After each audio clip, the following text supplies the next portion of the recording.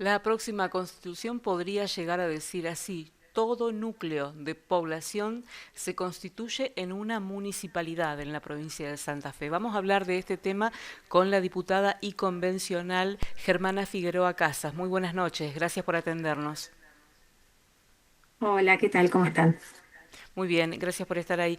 Diputada convencional, hemos tenido en el día de ayer una novedad que no muchos nos imaginábamos a pensar que iba a poder sostenerse con la mayoría que obtuvo Unidos en la jornada precedente, considerando que hay cambios muy profundos en esto que surge, por lo menos en este primer dictamen. Cuéntenos efectivamente cuál es el régimen que podría llegar a regir si prospera. A ver, lo primero es, escuché el resumen muy bien lo que comentaba, ¿no? La idea es honrar a la Constitución Nacional, que lo que plantea es que haya autonomía. Pero la verdad es que deben determinar las propias ciudades, ¿no? Su carta orgánica, el grado de autonomía. Entonces, la idea es plantear puntos, porque la provincia es la que tiene que asegurar ese régimen, pero que finalmente sea cada uno la que se autodetermine. Y también había un reclamo de las comunas, viste que ha habido muchos temas con esto de las comunas transformándose en ciudades, cuándo sí, cuándo no, si era por la cantidad de habitantes, el padrón, si correspondía.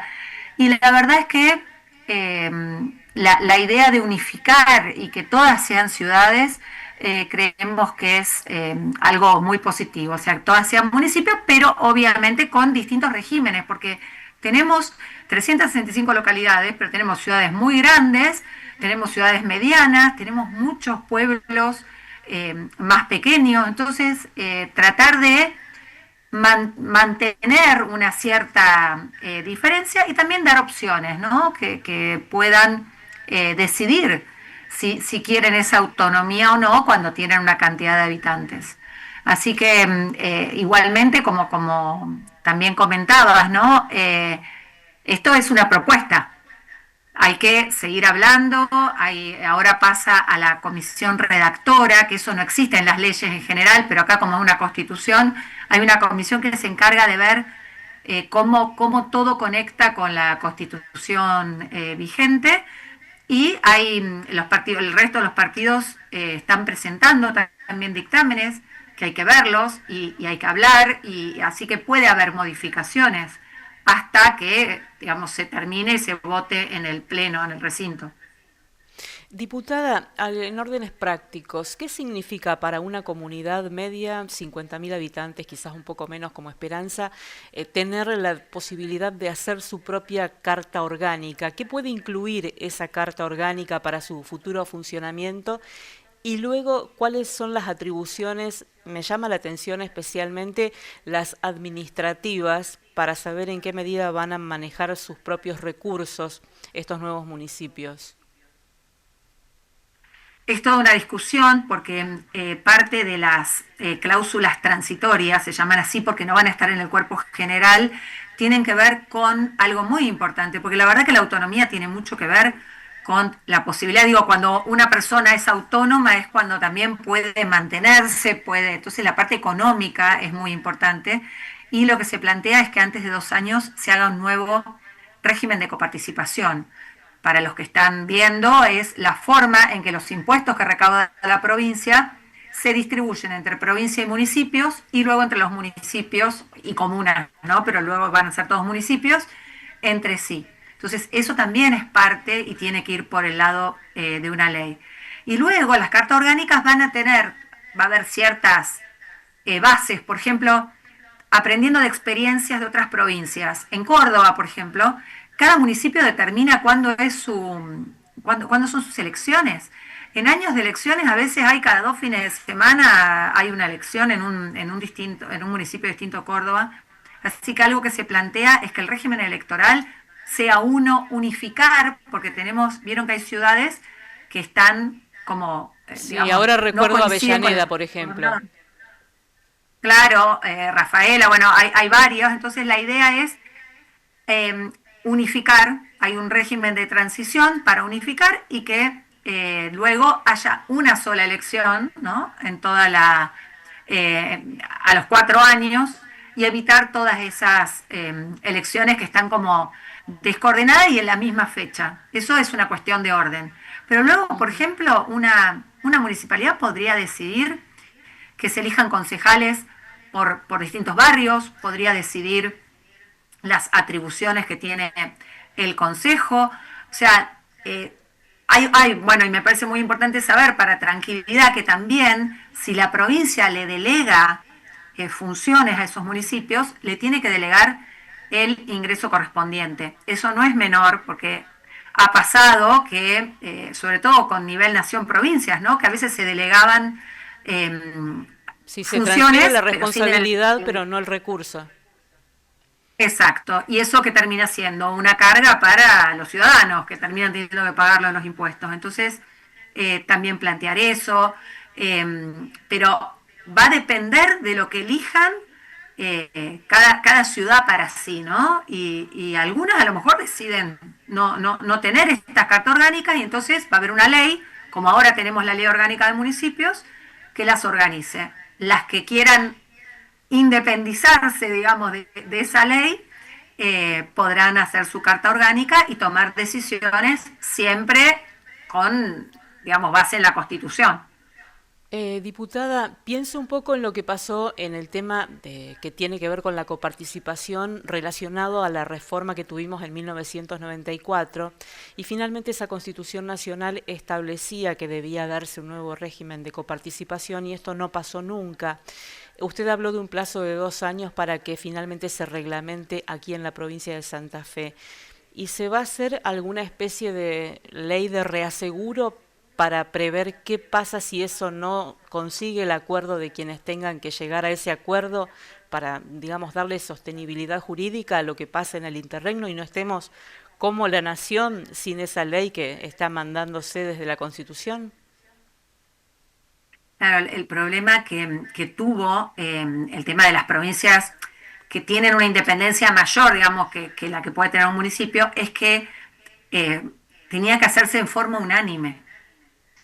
Y eso hizo que nunca se haga, nunca Claro. se pueda terminar, que ojalá algún día lo hagamos. Acá, como los municipios no son autónomos, esta ley la va a hacer la legislatura. Entonces, sí puede demorar, pero la legislatura se puede poner de acuerdo como se pone de acuerdo en cualquier ley. No hay alguien que tenga el poder de veto, como pasa, no es veto, digamos, pero el poder Sí, de pero se decir, entiende la no, yo no figura. adhiero, y entonces no se hace. ¿Hola?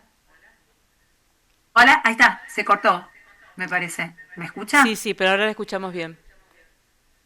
Bien. No sé si se escuchó el final. No hay nadie que pueda decir no quiero ir por acá, no necesita ser unánime.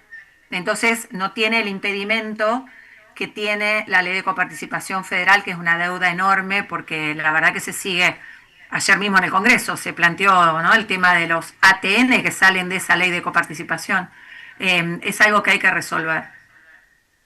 Diputada, usted hablaba de los números, de cómo está esto, que tuvo un dictamen obviamente de mayoría, pero en relación a lo que está pasando en las conversaciones de las distintas comisiones y con los espacios políticos diversos que hay representados en el marco de esta convención, ¿creen que hay lugar para avanzar en este sentido? Bueno, yo presido la Comisión de Funcionamiento del Estado, que nosotros hicimos nuestros dictámenes, que teníamos 11 dictámenes el lunes, y de los 11 dictámenes, en 9 tuvimos el acompañamiento de Activemos y demás para Santa Fe.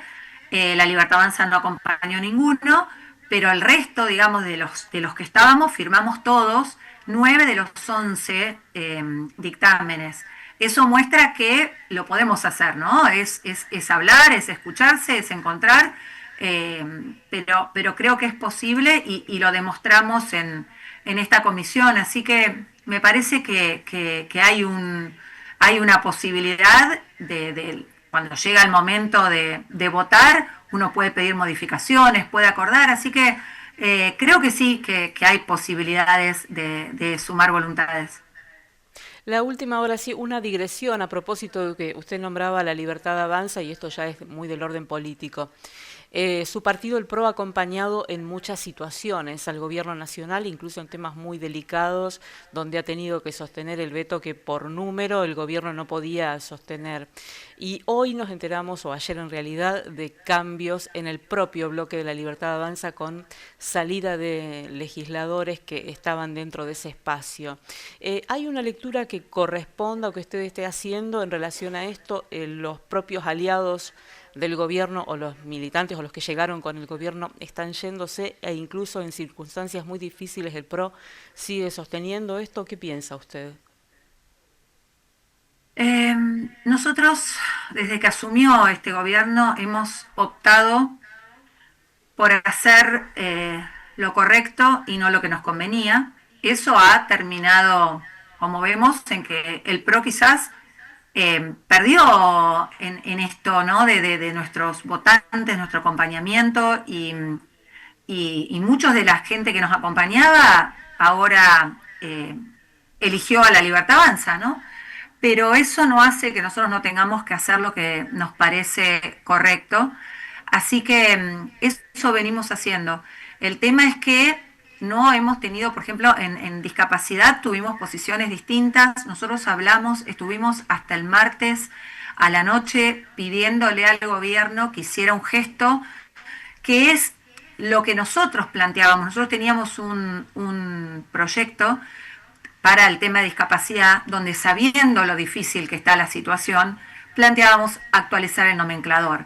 El problema en este momento, el peor problema que tienen las familias con personas con discapacidad es el tema de los prestadores, el tema de la actualización del nomenclador. Lo planteamos de todas las maneras posibles, les dijimos que nosotros acompañábamos el veto si ellos hacían esta actualización. Eso no sucedió y yo, que por ejemplo había votado en contra de la ley, porque la ley a mí no me parecía bien porque iba más allá de lo que era lo necesario e imprescindible, así que en mi caso yo me ausenté, no acompañé el veto y varios del PRO no lo hicimos. Eso no significa que no sigamos pensando en otras cosas muy similar y en el tema de previsional, viendo las consecuencias que podía tener sobre la economía, con todo el dolor, porque también tenemos alternativas presentadas, hemos hecho pedidos de hacer de una vez hacer una modificación del sistema previsional, incluso lo planteamos y lo presentamos, toda una modificación de cómo hacer los cálculos para que no pase más el problema de las moratorias, dar una solución en ese sentido, pero decidimos, a pesar de que no fuimos escuchados, decidimos hacer lo que creemos que va a ser mejor para el país, le digo, con mucho dolor. Así que volvimos en ese sentido, a acompañar al gobierno con el veto a lo previsional, donde te aclaro que no era solo el tema de los jubilados,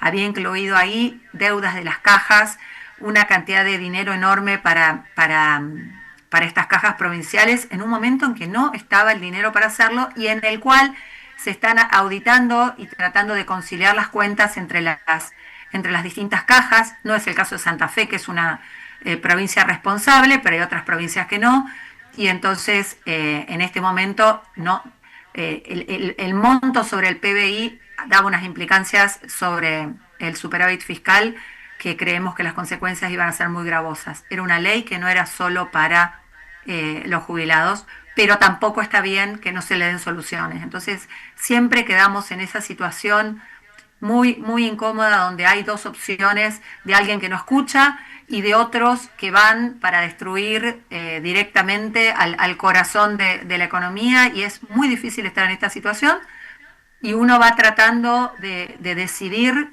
lo que nos parece que puede ser mejor para el país, quizás en perjuicio de lo que podría ser mejor para nuestro Gracias por habernos partido. atendido, diputada. Ha sido muy gentil en la noche de hoy abordando estos temas. Hasta pronto. Muchas gracias.